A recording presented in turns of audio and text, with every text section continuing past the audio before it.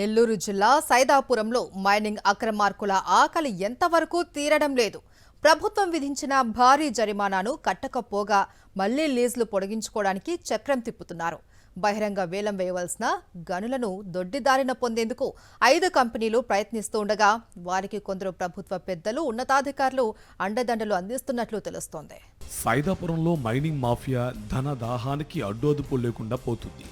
Quartz, పల్స్పర్, mica గనులను కొల్లగొట్టి దొరికిపోయిన తర్వాత lease గడువు ముగిసగా కూడా ప్రభుత్వ భూములను అడ్డుగోలుగా తవ్వేస్తున్నారు. అంతటితో ఆగక లీజులను పొడిగించుకునేందుకు విశ్వ ప్రయత్నాలు చేస్తున్నారు. దొడ్డిదారిలో గనులను పొందేందుకు 5 కంపెనీలు మంత్రాంగం నడుపుతున్నాయి. ఓ ఎంపీ ముఖ్య నేత కుమారుడితో వాటాలు మాట్లాడుకుని ఇందుకు గ్రీన్ సిగ్నల్ ఇవ్వడంతో ఆయన తరపున అన్ని వ్యవహారాలు చక్కబెట్టే ప్రధాన అనుచరుడు చక్రం తిప్పుతున్నాడు.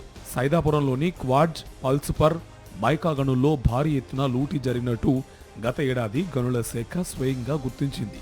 ఎం Shobharani, Shirdi Sai, Siddhivinayaka, Shri Venkata Kanakadurga and Umamaheswara mica mine, Shri KSR and కంపెనీలు 15,69,172 మెట్రిక్ టన్నుల ఖనిజాలను అక్రమంగా తవ్వినట్టు తేల్చింది.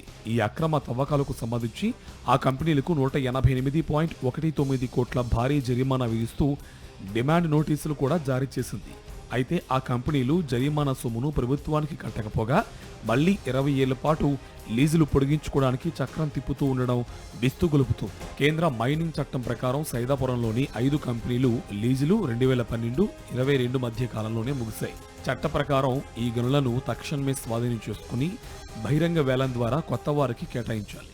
కానీ ప్రభుత్వ పెద్దలు ఆశీస్సులు ఉండడంతో గడువు తీరినప్పటికీ ఆ గనులను మళ్లీ కంపెనీలకి అప్పగించేలా గనుల శాఖలో ఫైళ్లు చకచకా కదులుతున్నాయి. సైదాపురం మండలంలోని 5 లీజులు 50 సంవత్సరాల గడువు పూర్తి చేసుకున్నవే. నిబంధనల ప్రకారం ఆ లీజులను పొడిగించే అవకాశం లేదు. ఈ 5 లీజులకు 2025 ఫిబ్రవరి 20కి ముందు LOI జారీ కాలేదని సమాచారం. దాంతో ఈ లీజులకు రాష్ట్రం గాని కేంద్రం గాని ఎటువంటి అనుమతులు ఇవ్వలేని పరిస్థితి.